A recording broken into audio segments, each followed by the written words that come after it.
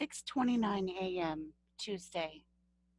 Samuel P. Blackburn checked into work at precisely 6:29 a.m., disturbed by the fact that he was a minute or so later than usual, due to the fact that he'd had to make detours in several places to avoid great spouts of water gushing up from storm sewers. The Miami Canal, beside which he had to walk for a half a mile, had been full almost to the point of overflowing, and raced by with a speed he'd never seen it exhibit during the 8 years he'd walked this route, not even after the heaviest of rainstorms. Numerous times he'd been forced to step into ankle-deep water, so his rubbers hadn't done him much good. He knew his mother would be concerned when she found out, as he knew she would, that he'd been at work all day with wet feet. Work did not start until 6:30 at the Barney and Smith Car Company during normal times, but this morning it didn't start at all.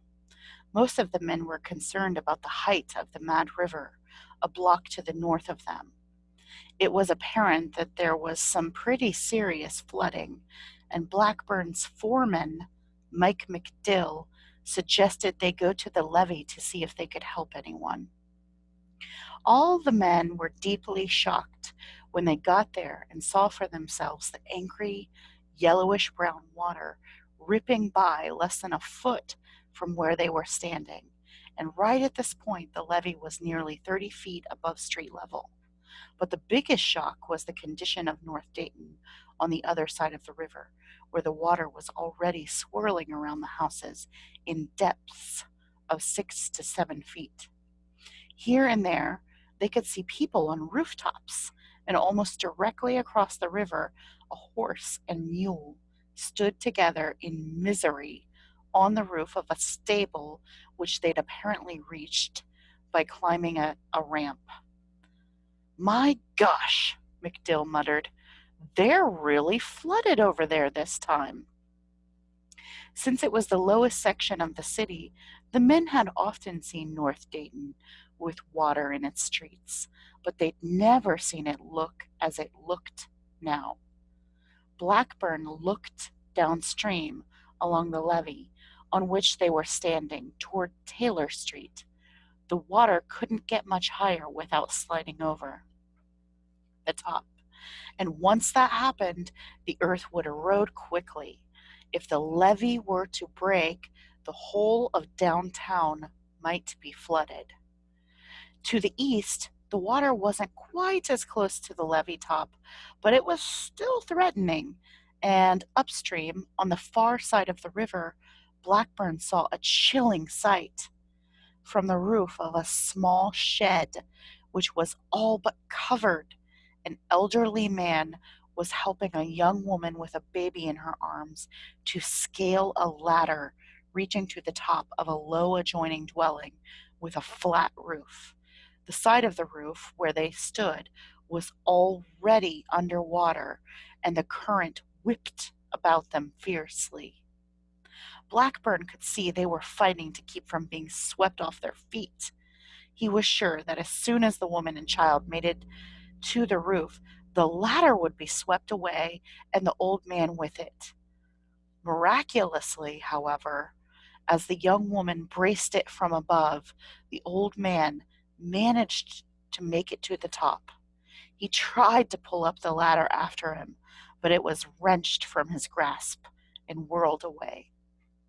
The three were safe now, but only temporarily.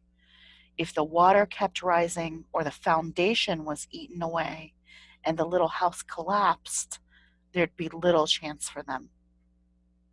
Blackburn began to run upstream along the levee. On an unseasonably warm day a week ago, he'd walked up the levee during his lunch hour, and about a block from this spot, he'd seen a rowboat tied to a tree and lying upside down. He was panting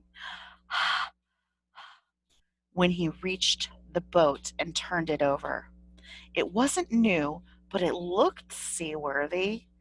A tough cord knotted it to the tree, and he looked around for something to cut it with. He had no knife, and there was nothing on the ground nearby with a sharp edge. The knots were pulled so tight it would take much time to unloosen them. He shot a look back across the river. The man and woman both waved, and apparently they were calling to him, but he couldn't hear them. As he watched, the house suddenly made a half turn, throwing the couple in a heap on top. Then it remained steady again. Desperately, Blackburn searched the area and found two large rocks. He put one on the ground and placed the cord over it, and with the other he beat at the fiber furiously until it spread, frayed, and then broke apart. He righted the boat and slid it to the water's edge where he launched it, and then hopped in. Too late the realization came that there were no oars.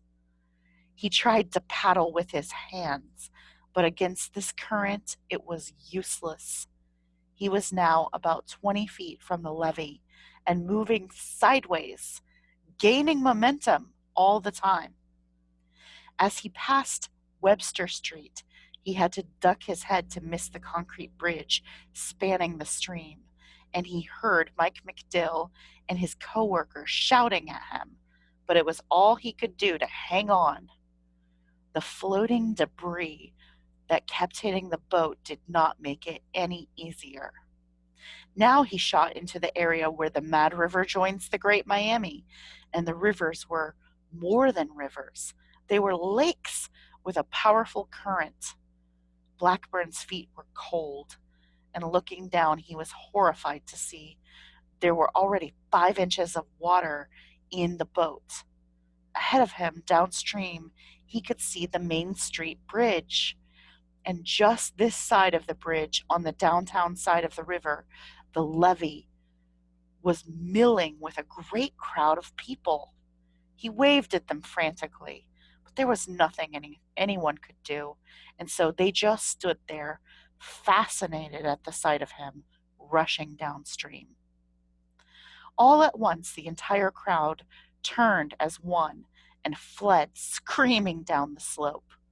In a few seconds, the levee had become devoid of human life. As he approached the spot, the reason for the hurried departure became obvious to Blackburn. The water of the river was pouring over the top of the levee and down into the city. "Oh, those people! Those people!" he cried. He was certain none of them would survive.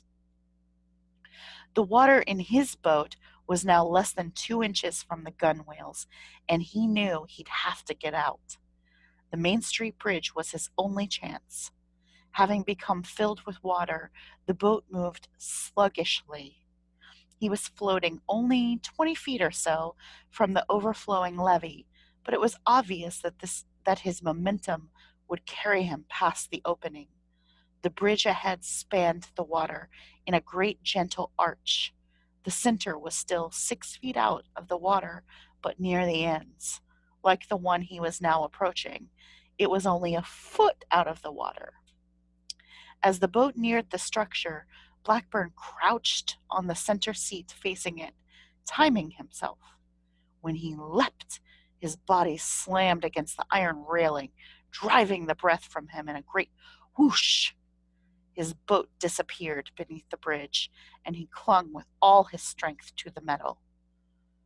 The rail itself hummed and thumped with the transmitted sound of the rushing waters and objects striking the bridge from below.